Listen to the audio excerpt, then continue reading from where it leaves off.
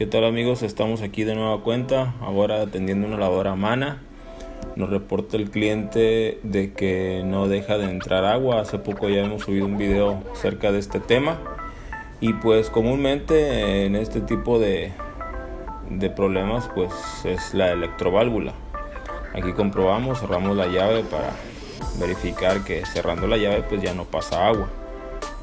Entonces aquí una cosa curiosa, es una lavadora Mana, pero con sistema de acople o sistema 2000 que le nombramos, que comúnmente lo traen las lavadoras Whirlpool. Pues procedemos a desarmar y a verificar exactamente lo de las electroválvulas. Quitamos las mangueras de llenado.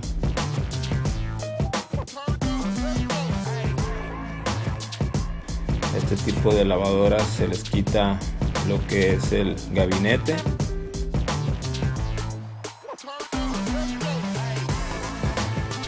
Muchas veces a simple vista pues no se ve el daño. También otras veces exactamente lo que son las bobinas que permiten el paso del agua pues se ven infladas, hinchadas.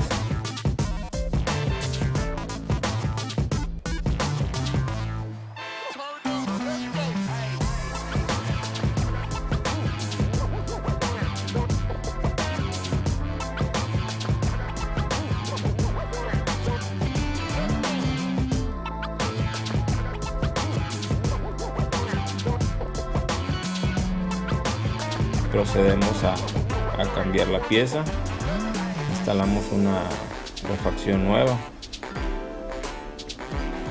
y esta ya nos va a quedar funcionando perfectamente. Estos componentes son marca Whirlpool.